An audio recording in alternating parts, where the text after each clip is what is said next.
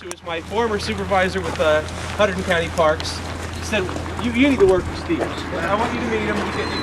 You're going to get along good with him. I'm like, okay, this sounds great. So I got to work as sort of an assistant to Mr. Ellis for several months.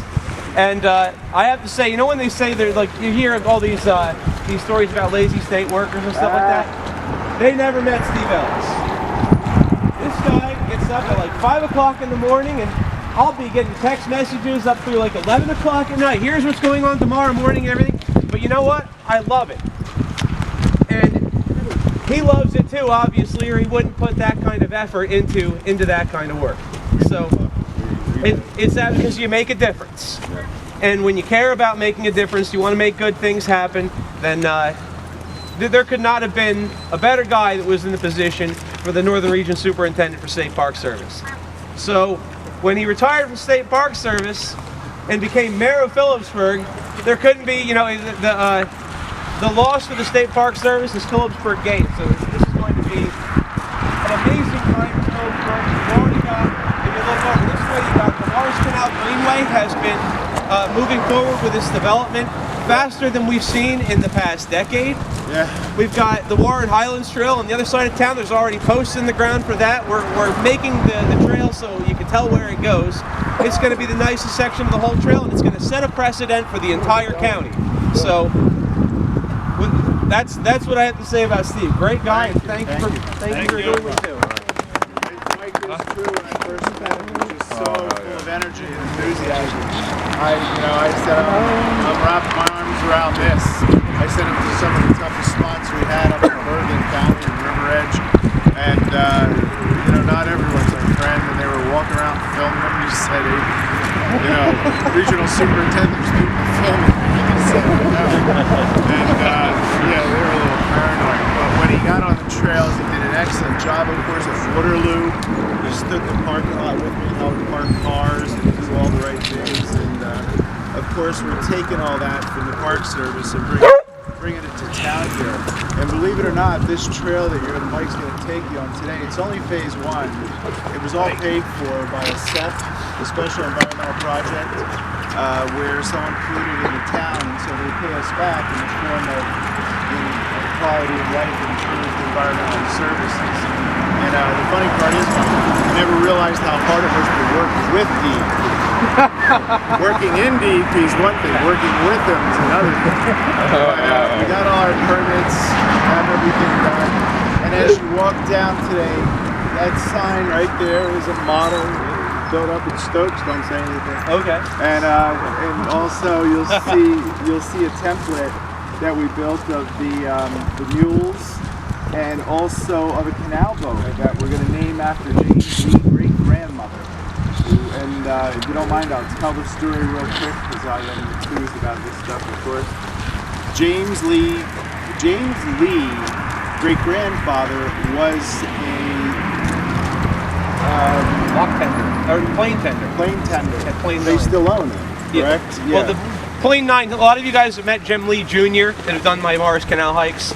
The Lee Museum is the old plane tender's house at Plane 9 over in Port Warren. Yeah, so the Lees are very close to it. So his great-grandmother was on one of the boats that was captained by a relative, and the kids used to be tethered to the boat, to the canal boat, because they would play and they could possibly fall in. Well, she wasn't tethered that day, and she did fall in. And she went in, and the way it worked is you don't stop mules, right? They pay no attention to nobody. They just give you a kick. So his great-great-grandfather went out, pulled her out of the water, threw her up on the bank, and the barge continued on. She came to, started breathing, and she ran up and caught the canal boat. And that's a true story. So when you go by it, that will be the kiosk next to that template you see covered there. We're opening this trail next week. Mike will be here. You're all invited. The Express will be here. The Highlands paid for part of it. We'll have the Canal Society of New Jersey. David Glass is coming from DEP. Maybe you can talk to about some of the crazy people you work with. And as you walk down, that wall to your right, look to your right, it's a very historic wall. It's called Dishwater Hill. And the reason it's called Dishwater Hill, there were a lot lot of homes there, and the Washington line ran by here out to Washington, New Jersey, out 57 to Port Colgan. And the housewives would take the dishwater and throw it over and try to hit the trolleys. So you'll see the sign, and also one of the great football coaches, Bob Stem, grew up there. I grew up right up the street. And so it goes there. They get along pretty good. In this area, if you don't know, was a very industrial area. It's rich in industrial history. There were soap mills down where the treatment plant is. There was a grist mill right there where those pillars were. Purcell's Mill, which we're foreclosing on, will become an art center. And we're going to turn this into a very rich historic cultural area. So it warms my heart to see so many people here with smiles on their faces. I noticed that there's not many people in Phillipsburg that smile.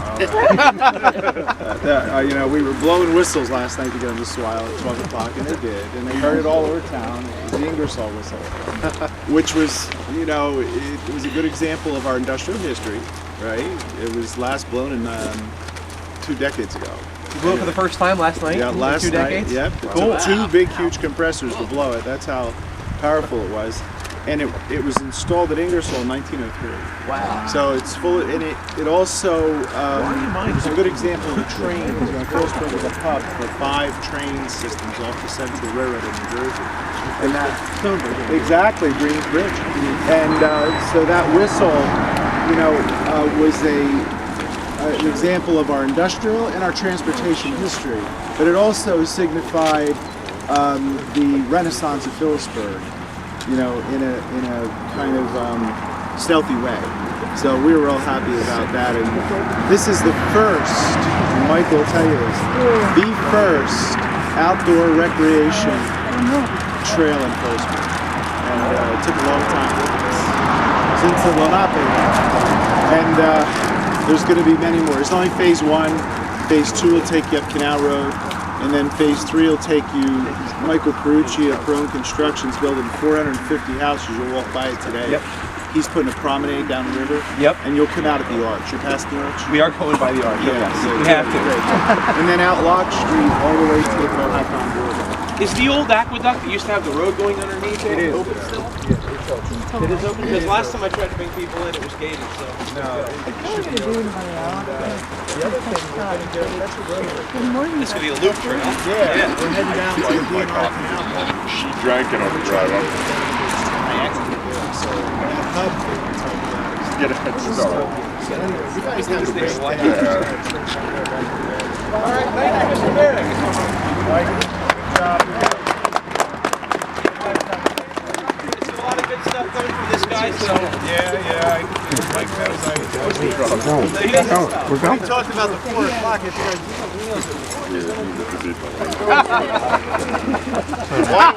wide awake. Yeah. All right, thank you. Happy New Year. All right, everybody. So here's going on a little bit more about what those don't know about. Morris Canal was first developed. They completed it to Jersey City in 1842. It was the greatest climber of the world's canals because it implemented inclined plane technology to 23 Scotch turbine-driven inclined planes between Phillipsburg and Jersey City. The canal was abandoned in 1924, and then it was dismantled in 1927. At that time, they gave the different municipalities along the routes the ability to take over different sections. So that's why a lot of places have turned into greenways, and other parts it's turned into highways, and other areas it's turned into light rail in Jersey City. So Phillipsburg is one of the interesting spots where you have some of the greenways preserved because the canal was literally in the creek here. They used slack water from the creek. And so when we're walking along this, the towpath literally was there. And the road was right up in there. There was another road over on this side too, and as Steve said, there was a trolley here. So it's a lot of great history. So the first 2 miles of this hike we're going to do today, we're going to showcase the Morris Canal Greenway, and then we're going to do the Warren Highlands Trail route to Hoffinetta.